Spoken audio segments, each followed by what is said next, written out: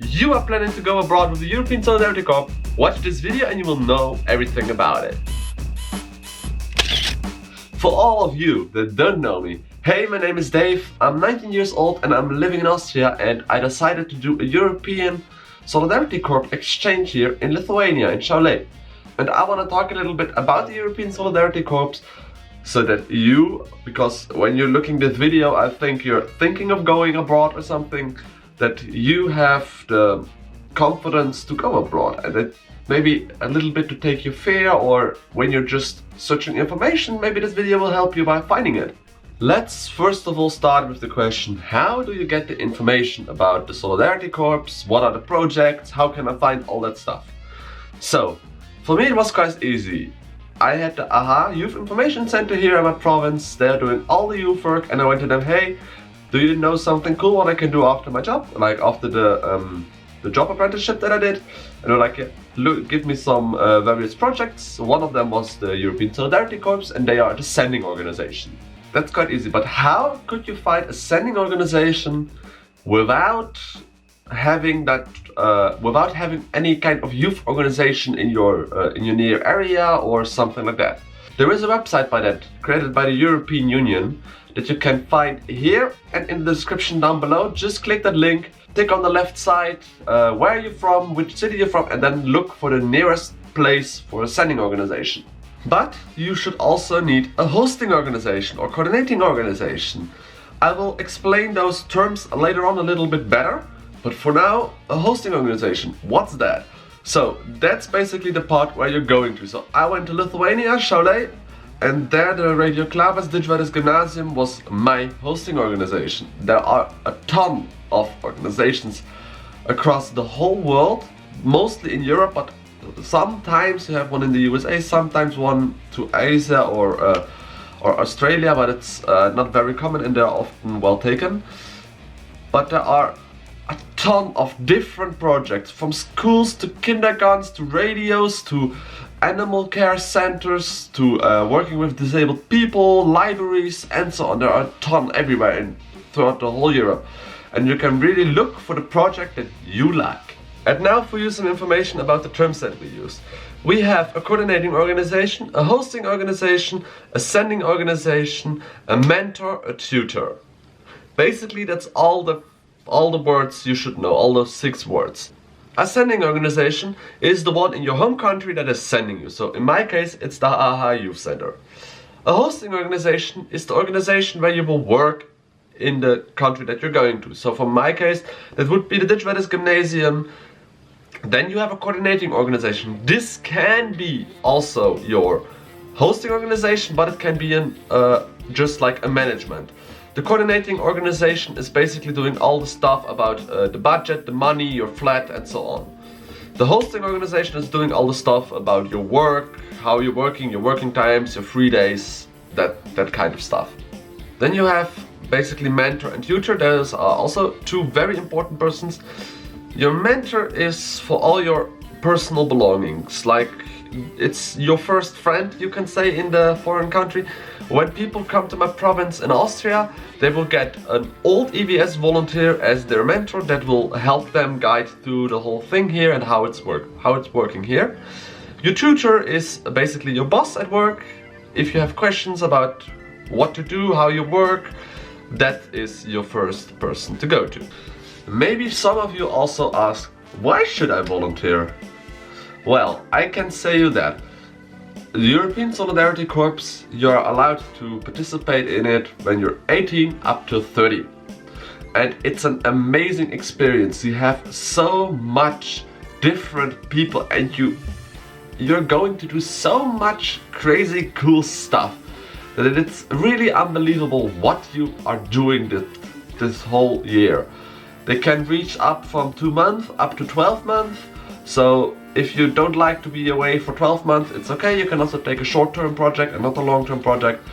But it's an amazing experience. You will have 2 different kind of trainings in Lithuania, or like for me in Lithuania, so in your country where you're going to, and at least one in the country that you're from. So the pre-departure training in your country where you're from, where you get a little bit ready, a bit told about how would it work, and so on. You will learn more Austrian, in my case more Austrians, but in your case more of those people where you come from.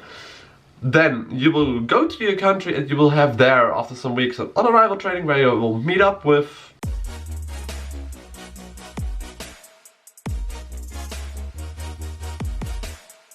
we had 18 persons or something from that are visiting Lithuania. So you met across the whole Europe. I met others from Austria that I didn't know before that basically live 30 kilometers next to me. We met from France, Spain, we had from Georgia, Armenia, Azerbaijan. We had others. We had one from Germany. We had one from Scotland, France. So they reached through whole Europe, and it's so amazing to be with all these different kind of people that have different point of views, that have different thoughts, and you're doing a lot of fun activities. And I can really recommend, if you're thinking of going, yeah, go. And some of you might ask, yeah, well, what will I earn from it? Like, why should I go volunteering and not just continue working and get there more experience? Well, the volunteering experience is a little bit different, I would say, than working experience. I worked for 3 years at a local food store, and I need to say, in these 8 months of volunteering work, I learned so much more different and so much really other skills that I would not have learned before. I need to say, usually, like now, I live with my parents, so I have not moved out yet. But in Lithuania, I lived on my own, or at least with these 2 girls, and it was amazing to be with them. So you learn about the new cultures that I would not have learned here at home. You learn their dishes, you learn their favorite foods, you learn about their personalities, you learn so much new life experience that you would not learn when you're at home or just working in a regular job.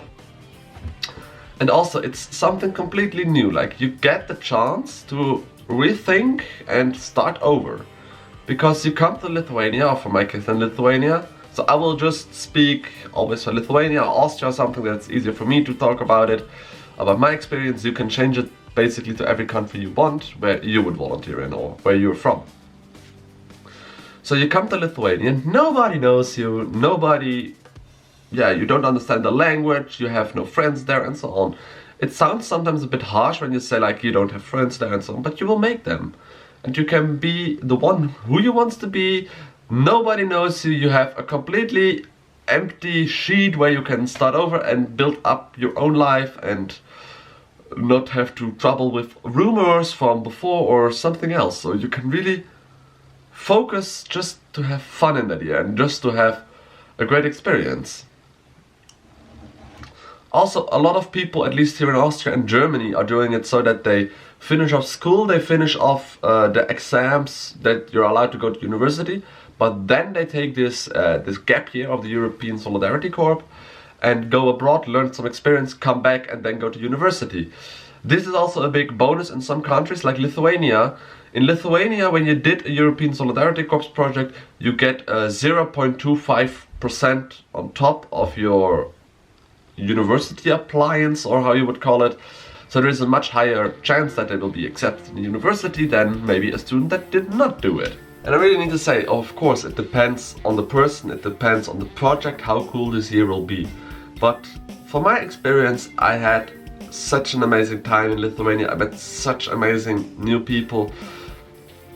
I can barely even say or like get it into words how cool it was. The parties we did with all those crazy activities we did, we had an amazing time.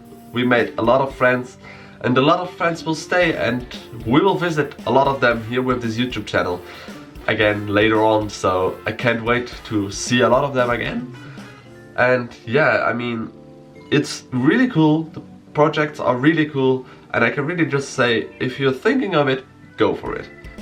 And it's really important that you know what you want, because you can go everywhere. Like there are 400 or 500 of these open projects maybe, or something around there, and everything is open. Like there are so much different topics, but you should know where you're going to and not the country. You should not basically look for the countries, at least that's what I did. Because first I saw something in Lisbon in Portugal, and it was like, okay, it sounds cool, but a lot of it was in Portuguese and I could not read it. So I started to translate a little bit, part by part, and okay, it sounded cool, working with youth, working with older, like grown-ups, and so on. But then later it was like, work in library. So that all these activities would be in that library, and you need to do something like that's beside library job or something like that. It's like, nope, library is not mine. I should not go there, because when I'm stuck in a library for 10 months, I will be, no, I will not survive there. So then I decided, okay, no, that's not my project, even if Lisbon would be a cool city, but no, let's look for another. And then I found a project in Chalet, Lithuania, and yeah, that was a radio in a gymnasium where you help the students, where you make radio shows. That sounded amazing, it is amazing, and yeah, I decided to go for that. And it's so important that you look for the project that you would like, because when you don't choose or when you choose something that you don't like, then it will be a hard 2 to 12 months, especially if you don't like it. And I also know some people that are willing to go to the European Solidarity Corps, but they haven't decided to go yet, because they're thinking, maybe I should not go, there are some reasons for that. And basically I want to hear your reasons. If you're thinking of it and you're still not sure to go, write them in the comments. I'm actually quite sure that I can assure you that they're not that hard as you think. Of course, you will have no friends in the country you go to, but you will make friends. People are amazing and people like other people normally, and of course you have some assholes, they're everywhere, but in Lithuania we met a lot of very nice people. We made friends on the first weekend that we were there, that we still have contact yet with, even when I'm here in Austria. You will not lose your friends in your home country. That was my alarm clock going on, that I should wake up. You learn so much new people, you make friends, and you will not lose the friends of your old country. It will change, when you come back it will not be the same, that for sure, because people in your country develop further, you develop further, and maybe in a faster rate than them. So there will be some difference, but for me, I got in touch with my old friends, we still hang out and do stuff together.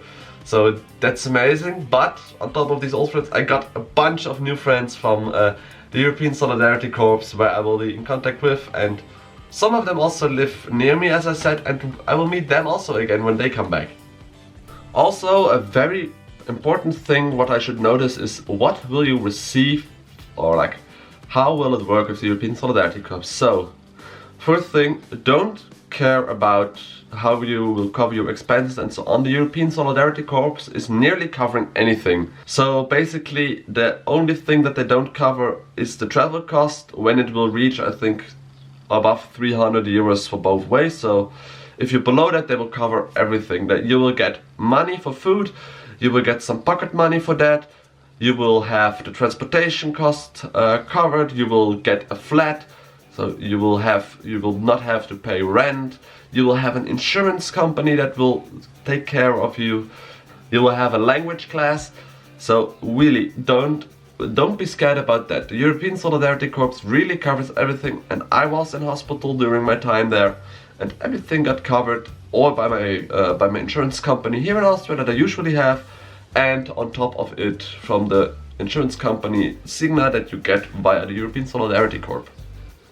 Yeah, basically that's it with this video about how and what you need to do if you want to go to a European Solidarity Corps gap year. And if you're still not sure if you should go, and you need my help or something, write me via Instagram, write in the comments. I will answer you and I will try to help you as good as possible. And we will see you in the next video. Have a nice day and bye. And so you will have a langlet.